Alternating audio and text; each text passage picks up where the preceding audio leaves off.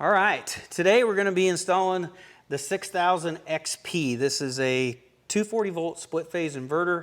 It can run off of 48 volt batteries, and it can take or utilize 8,000 watts worth of solar. So the nice thing about this inverter is it has all your built-in disconnects and breakers that you need. So this also has the Wi-Fi dongle here on the side, so you can connect that to your internet, and then you can monitor it from your phone or anywhere, or change your settings. So it does have a display on the front, and it has 4 buttons here to be able to work through the menu and do settings this way. This is probably the thing that people hate the most about this, or dislike, maybe hate's a strong word, dislikes about this unit, because the display is a little bit cryptic, a little hard to understand. It's not easy to go through the settings and set it up. It's way easier to do it on the app on your phone or on the PC and do it that way. So I would suggest getting the Wi-Fi dongle set up and just do it that way instead of using the screen. But the problem is if the grid goes down, you don't have internet, you do need to know how to use the screen if you want to check anything. But in all honesty, if the worst thing people complain about is the screen and not the way it actually functions, it's probably a pretty good inverter. So I'm going to go ahead, we'll take the cover off, we'll take a closer look on the inside before we take it over to the house and get it installed. So it does have a 200 amp DC breaker for the battery. I believe these are 5/16 studs to be able to hook up the positive and negative battery cables. So you've got your 3 50 amp breakers for load, grid, and generator. You've got your isolated neutral bar right here. You've got your ground bar here. And then you've got your connections for your 2 MPPT charge controllers. So on the left-hand side, you've got your interface board. So you've got your battery communication. You've got parallel connections if you want to add additional inverters and build the system up. You do have dry contacts here to be able to start a standby generator. And then you have, there's also 12 volt power here so that you can power up a rapid shutdown system. Overall, this is laid out very nicely, and there's plenty of room to be able to wire everything up. So this is the largest off-grid inverter that EG4 offers. And the reason being is because this is stackable. So if you want 12,000 watts, you just buy 2 of these. If you want 18,000 watts, you buy 3. I think you can stack up 16 of these you can stack up together, which is a crazy amount. But you can build the system as large as you want it by just adding more of these inverters. And every time you add an inverter, you add the possibility of another 8,000 watts of solar that could be hooked up. Well, I guess that's enough talking about this thing. Let's get it over to the house. We'll go ahead and get it all wired up, and we'll try to get at least 1 set of solar panels hooked up to it for now. And we'll test this all out, and we'll see how it does. So this thing does weigh 53 pounds, so you might need 2 people to lift it up. You do want to have the cover off before you install it onto the wall. So this conduit box is cut out so that you can put the bottom mounting screws in from the inside of this box. Plus, when you put this cover back on, these 3 bottom screws you can get in from the inside of this box as well. It's already pre-drilled for these cover screws, so everything's been pretty well thought out to put this together. So you can see the conduit holes in the inverter match up perfectly with the conduit box, but if they don't, the screws down here that attach it to the battery, they're slotted, so you can move this back and forth to match it up.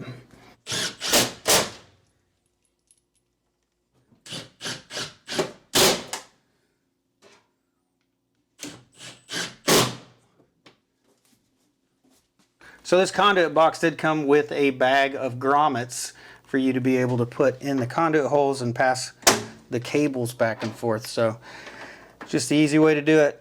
Saves you from buying a few fittings. It gets rid of those sharp edges as you're passing the cables through. So you need to have something in there, whether it's these or a conduit box adapter.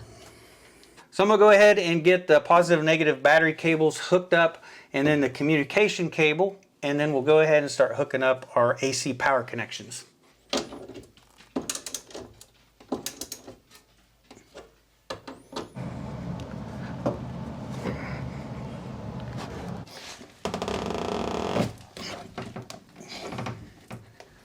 So now that the conduit's complete, I just need to run power wiring from the output breaker here over to this panel so we can power up our critical loads.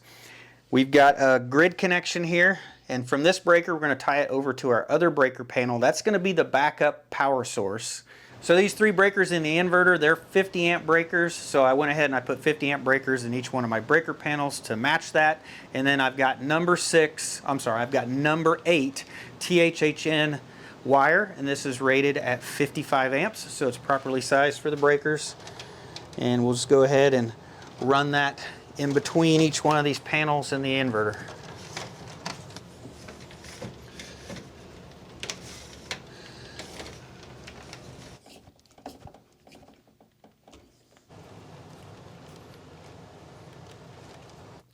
All right, I've got everything wired up now except for solar panels, but I want to go ahead and see if we can get this powered up and see if we can get the battery charged back up, at least from the grid, and get it up to 100%. Once we get that done, we'll go out and see if we can, we're gonna have to pull some wire and maybe we can get some solar panels hooked to it. All right, we're gonna go ahead and turn on our battery breakers, and then we're gonna hit the on switch on the battery and it'll boot up, power up the inverter. So now we got everything powered up. I've got the Wi-Fi dongle over here all set up. It's on the internet now where I can see it on my app. And I've changed the settings in here so it can charge from the grid and get the battery back up to 100%. So to do that, I need to turn on the grid breaker. And then I also need to turn on the EPS output. It's kind of like the inverter output on. And once you flip this switch, it's going to go into normal mode, I believe. Yep, there we go. We got a green light. It's in normal mode, and it should start charging the battery. So the maximum this inverter can charge this is at 125 amps, and I've got it set to that setting. So we'll see if it ends up hitting it. I got a DC clamp meter here that I can use. Just changed one more setting, and now it should start charging. There she goes. Oh wow, she's cranking up. Well, you can hear the fans kicking up. Got 103 amps going in right now. And so far it's been going for, I don't know, 5 minutes or so, and the maximum I've seen is about 103 amps. So I haven't seen it hit 125.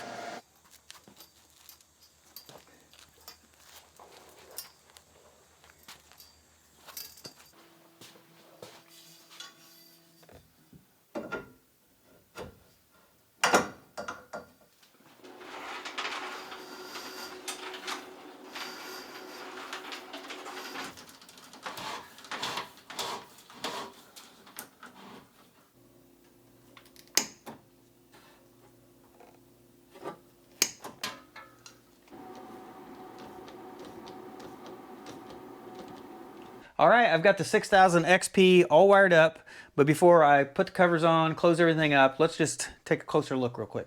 So if we look down here in the wiring trough, you can see our wiring coming in. It's all zip tied, it's nice and neat, and this gives you a nice space to run your wire. And then if you ever want to change anything later, it's easy to access. So as you look inside the inverter, we got our battery connections. We've got our output from the inverter over to our critical loads panel, and then from our grid panel, it's coming in to this breaker. And then we have a generator hookup that we're not using right now. And then we've got both of our solar panel arrays. We got those pre-wired over to the workshop. So now we want to go ahead, we want to turn on the output, power our critical loads. So to do that, we're going to turn on this EPS output switch, and that'll actually make the inverter output power. We'll go ahead and turn this breaker on. So in my breaker panel, I do have an interlock to give me 2 power sources. So the main breaker on top, that is the grid tied solar power, and then this 50 amp breaker is our 6000 XP. And this keeps them from both being on at the same time. So I got to turn off my main breaker, and then I can slide that up, and I can turn on the 6000 XP. All right, I just turned on the solar disconnect, and you can hear the fans ramp up. It's starting to charge everything and run off of the solar. So besides this screen, you also can use an app to monitor it. And it says right now, this load panel is pulling 445 watts of power. And then we are charging, or we're bringing in about 3,000 watts of solar. So The solar is running this panel, and then the extra 2,500 watts is charging the battery right now. So I've been running the 6000 XP for 10 days now. Today's the 10th day, and it's ran everything in the critical loads panel just fine. In fact, everything just operates as normal. You can't even tell that it's actually running on a solar power system. There's no flickering lights, there's no dimming of the lights. And when this transfers from being off-grid, when the batteries get low and it switches over to being on-grid or back and forth, as long as it's like a planned transfer like that, it doesn't even seem to blink. It's like a very seamless transfer.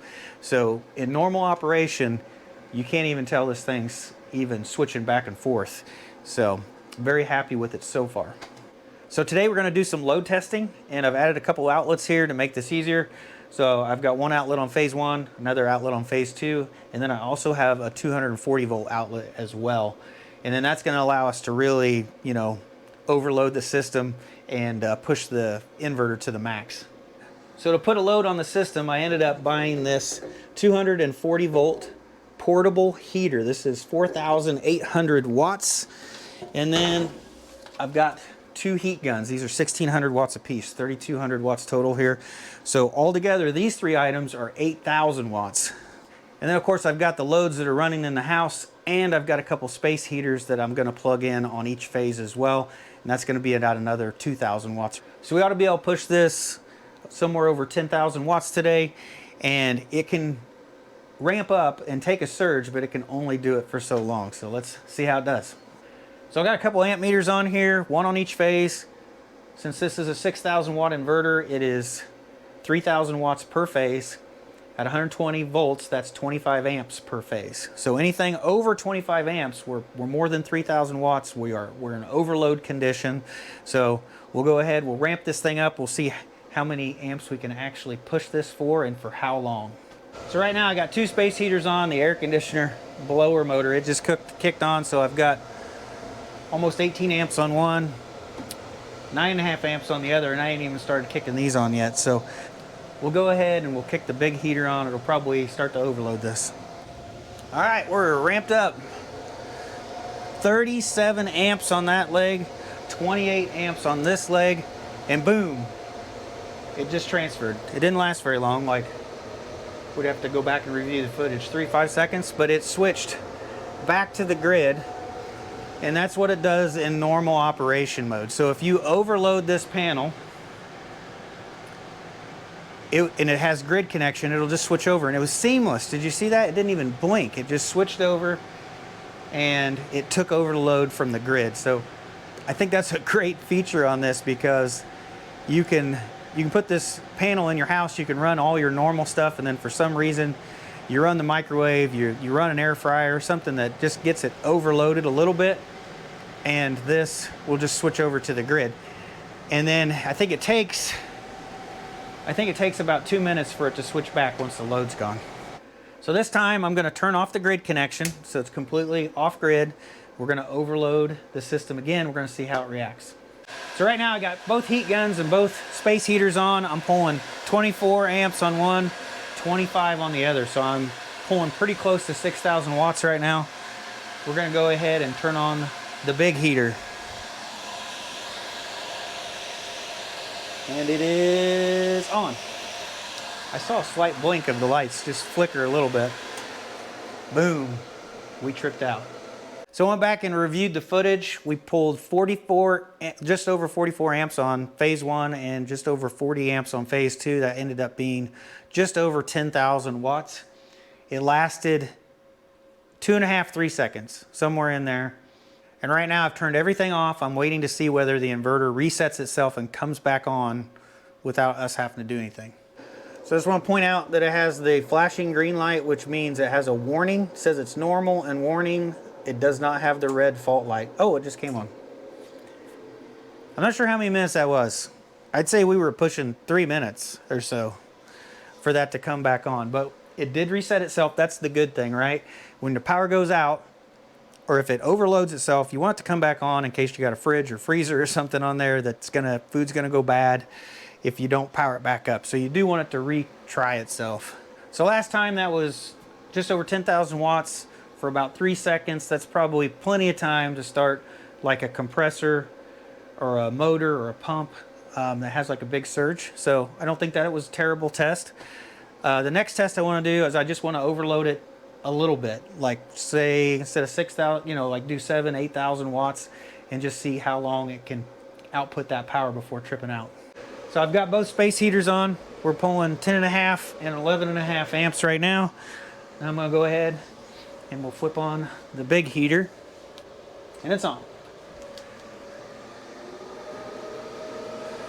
Okay, we're pulling 31 and 29.5 amps and it tripped out. 10 seconds. So I watched the timer on my camera and it was roughly probably 9 to 10 seconds for that to trip out. So I just did the quick math on that. Came out to about, I think 7,300 watts that we put through that, and it was right around the 9-10 second time range. So when you overload that, it doesn't immediately trip out, and it actually gets a little bit longer, apparently, depending on what the load is, because you saw 10,000 watts was about 3 seconds, over 7,000 watts was about 10. So the inverter's reset itself, it's come back on. On this test, we're gonna turn the grid power back on. We're gonna change our settings in our app so that it runs off the grid and that it's saving the battery for backup, okay? And so we're running off grid. This is sitting here in standby mode, and then we're gonna kill the grid and see how fast it switches. So I've went ahead and I've changed the setting, and you can see the line coming in from the grid. So we're running off a grid right now. And when I flip this grid off, it'll transfer to the batteries. Here it goes. And boom, transferred. You did see that the lights blinked. Okay, that's the only time I've been able to see the lights blink is when you actually lose a power source and it transfers. Any of the planned transfers based off a battery state of charge, you never see a blink, but you do when you lose one of your power sources. So now we'll turn the grid breaker back on, and boom, almost instantaneously it switched back to the grid. And since it had both power sources when it switched, you didn't see it blink that time. All right, our next test, we're gonna do the exact opposite. We're going to be running on batteries and solar, and we're gonna lose both of them, and we're gonna see how fast it switched back to the grid. So we're gonna kill the solar, and then we're gonna turn off our 200 amp battery breaker. And it switched. I barely could see like maybe a flicker. And it was like instantaneous. That's good. Go ahead and turn our breaker back on. And it just clicked. All right, it switched back to batteries. Go ahead and turn the solar back on. Didn't blink that time going back there. So that transfer right there, losing the DC side of things, that actually seemed more seamless than when we lost grid power and switched over.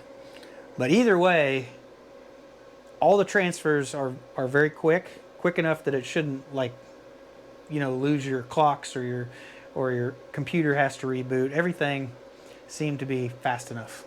So after letting this run for 10 days and all the testing that I've done, the only thing that I really couldn't get it to do that the spec sheet says is it says that it can do 125 amps of charging to the batteries. I couldn't get it to do that. So grid only charging, I got it to charge at like 101, 103 amps. And then when I charged it with the one solar array and the grid, I had it up to like 111 amps of charge. So together it goes up. I kind of wonder if I get another solar panel array and I get this maxed out, if I could do AC charging plus the solar at the same time, if I could actually get to the 125 amps. I think that's probably the case. But when you see that spec, apparently if it's grid only charging, it's going to be closer to 100 amps. So after running this for 10 days and all my tests, I'm very happy with the way this inverter has performed. There's a reason why it's the most popular off-grid inverter that's for sale right now, and that's because it just seems to work. The transfers are seamless, or practically seamless. Of course, you can use it with all different types of battery manufacturers, battery types, 8,000 watts of solar, so you can over panel the system. All in all, it's about everything you'd want in an inverter, except it doesn't have the grid tie and the cell back You can't export power to the power company. Other than that, it has pretty much all the features that you're looking for.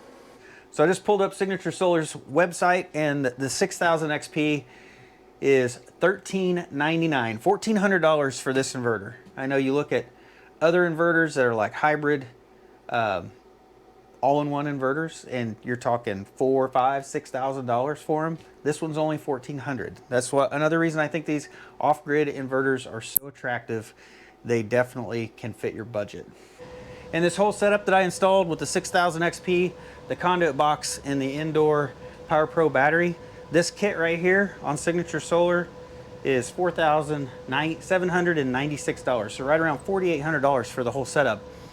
That's actually still less than some of the all-in-one hybrid inverters just by themselves. So I think the price point is definitely good on this, especially for somebody just wanting to get into solar. So I'm gonna go ahead, I'm gonna put some affiliate links to these in the description down below. If you end up buying them, I'll get a small sales commission and it'll help out the channel. So the next video in this series is gonna be installing a TEGO rapid shutdown module. The transmitter, we'll be getting it installed, wired up to the 6000 XP, wired up to the e-stop over on the workshop, and we're gonna have it shut down the solar panels that this is using.